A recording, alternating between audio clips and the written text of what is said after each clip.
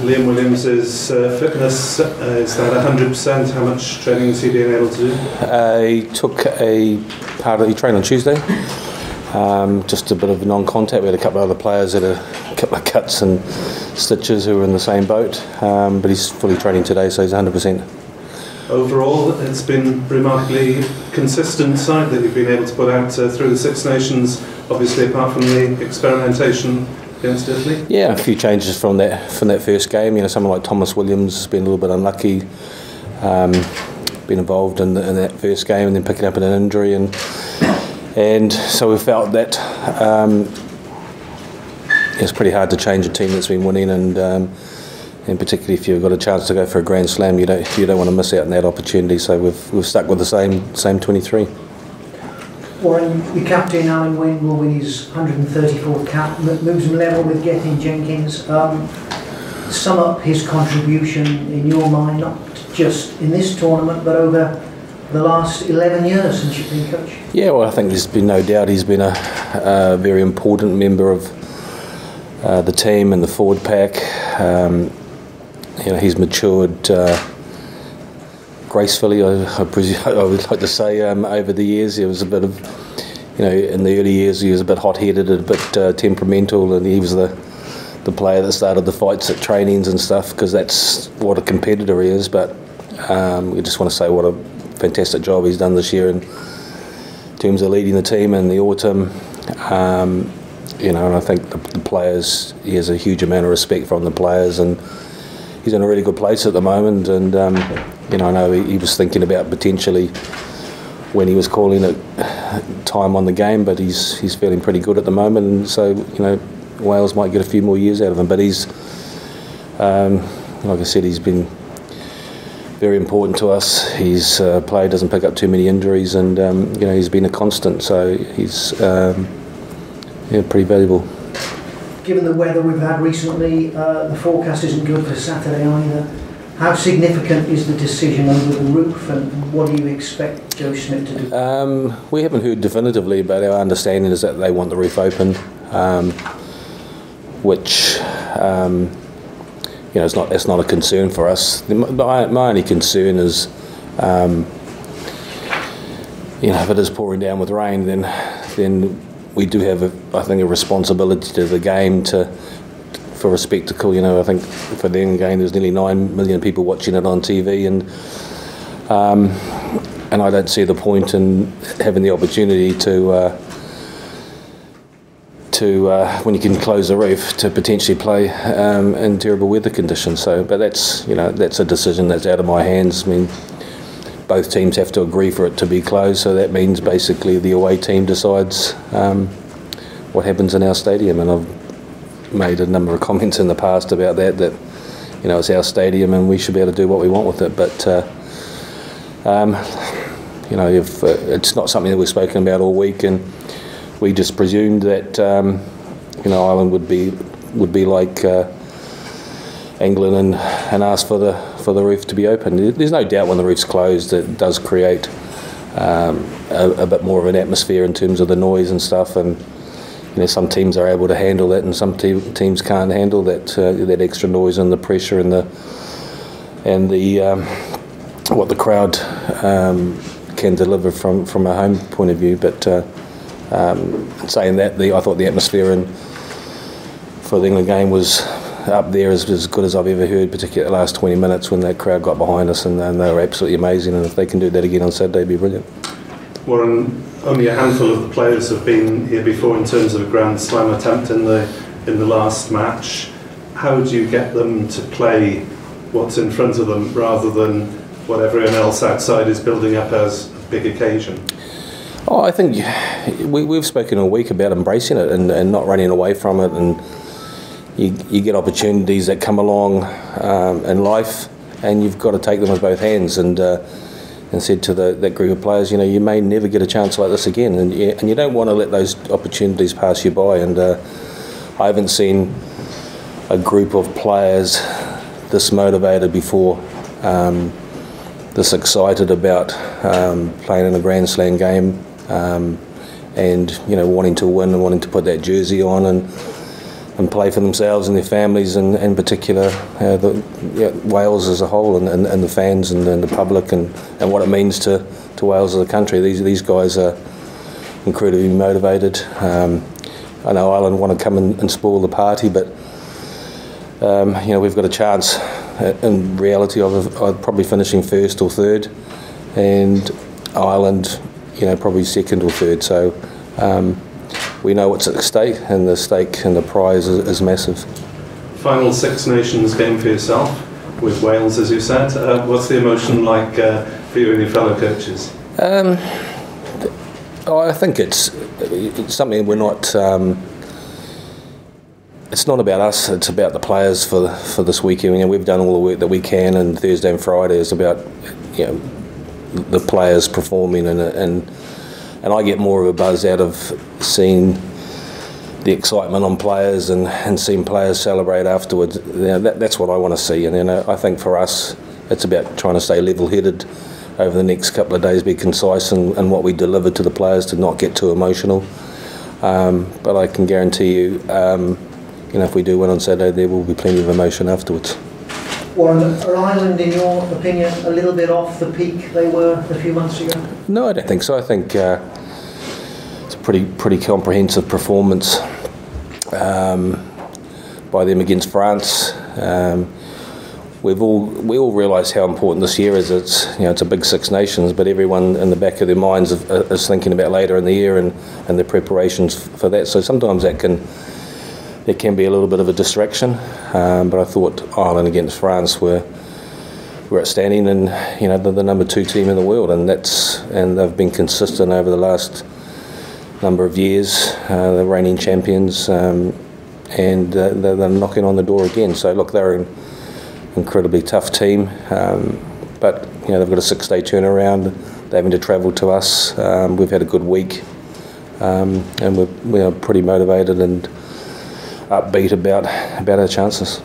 You talked before about the keen rivalry between these two sides. Will part of their motivation, do you think, to stop you achieving? You're part of the Irish motivation. Yeah.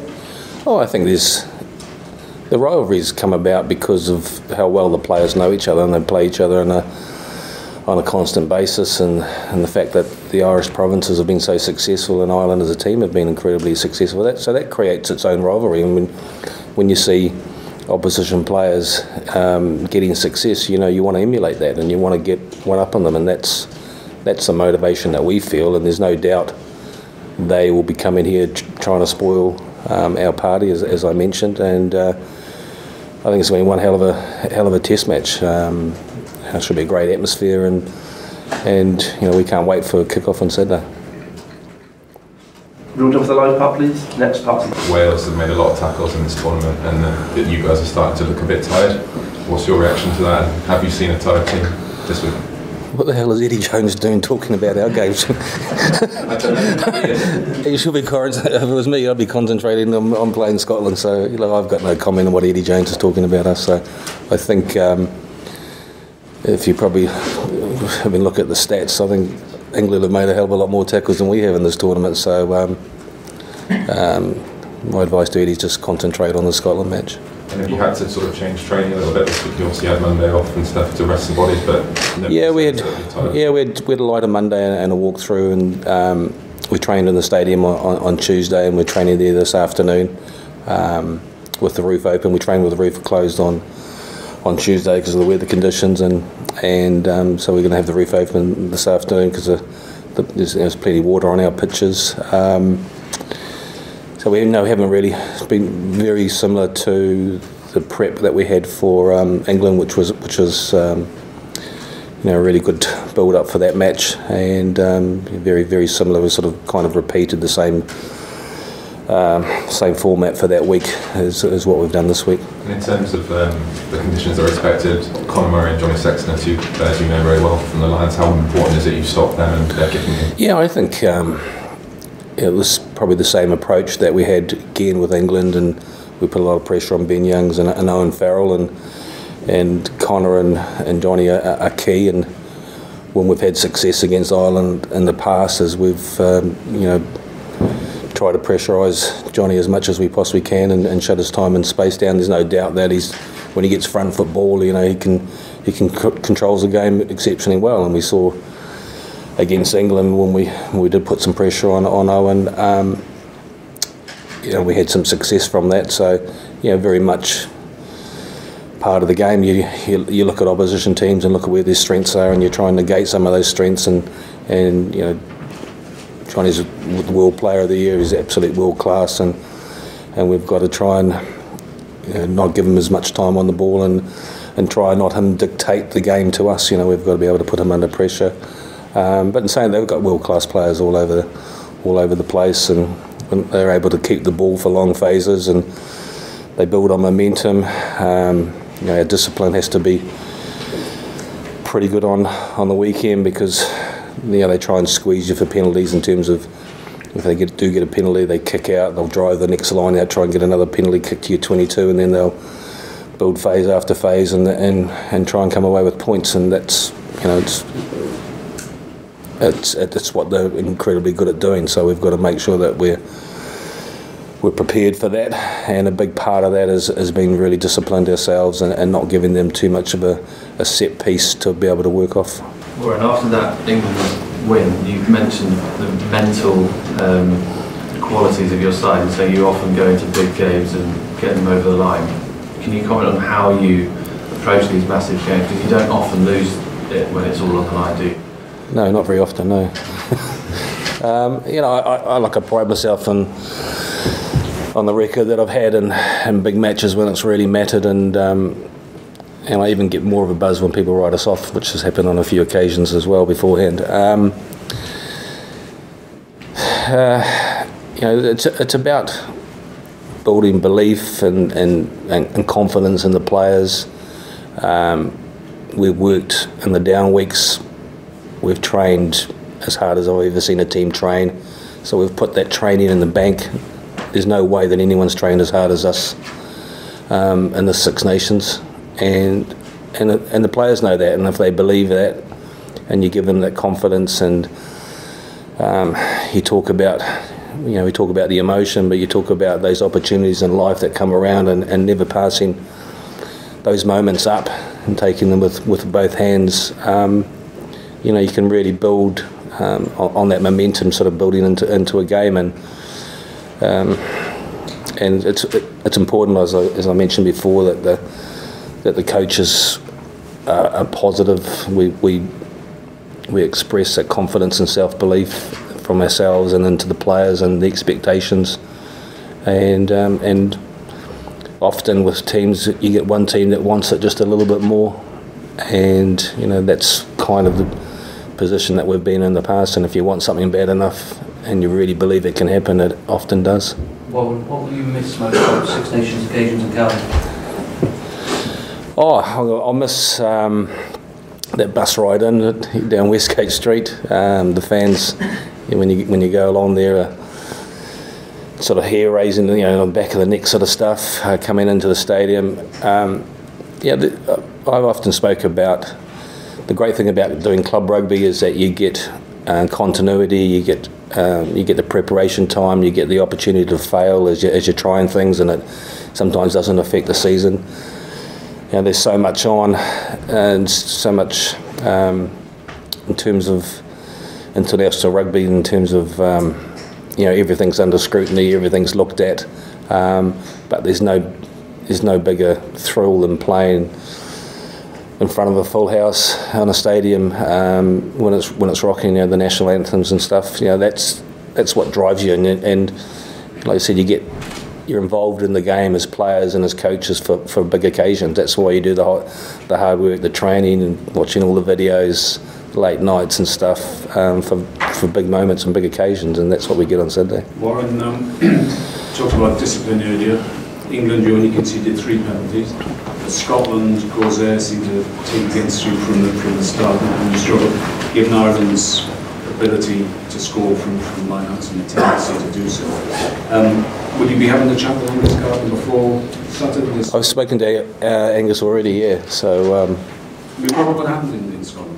Yeah, we conceded 11 penalties, and which was disappointing. A couple of our sides which were right. A couple of times we didn't roll away at the breakdown. I thought there was a couple that were a little bit tough as well. So I mean, normally in international rugby, if you're trying to keep an opposition team under 10 penalties, it's kind of the goal. The big thing for us, I thought our discipline against England was excellent, and as a result of that, you negate their starters from set piece. They would have, I suppose England would have spent 3 or 4 hours working on line-outs that week, and when you only get 4 line-outs in a game, you've probably wasted 2 or 3 hours of training. So, and that's what we have to be good at on Saturday. We speak about keeping the ball in play and not allowing Ireland a platform to work off, and a big part of that is making sure that our discipline is good. So I've had a chat to the referee about that, and said that we probably weren't at our best last week in terms of 2 or 3 penalties that we could have not conceded. So yeah, it's been a big focus for us this week. What sort of challenge are you expecting from the Irish at the breakdown? At the breakdown, they're always tough at the breakdown, and they compete. They've some guys that are very good on the ball. Rory Best is very good. Peter Amani, lots of turnovers. We understand that Tyg Burns probably going to start for them as well. So he was excellent for the Scarlets a couple of seasons ago. So there's a real threat at the breakdown. But we've been very happy with our breakdown work and our recycling rate, and being able to give our 9s and 10s some good front football. So it's an area that we work on every single training. It's so important facet of the game that breakdown, particularly on attack, has to be pretty accurate, and it's one area that we're pretty confident that we'll be able to hopefully negate some of their strengths. The big challenge for us is when they have the ball is how we deal with the players that latch on early. They come in at you in 2s and 3s, and that's a real threat for us, because they come off 9 and they're able to keep the ball for long phases, and we've got to be able to, I said, keep our discipline, be patient defensively, and we've done that. I think in the past we've been pretty good against them when we've played here, and they've gone through long phases, and we've been able to negate that strength. Final question, please, Andy. How does this Wales squad match up with the Grand Slam squads in 2008 and 2012?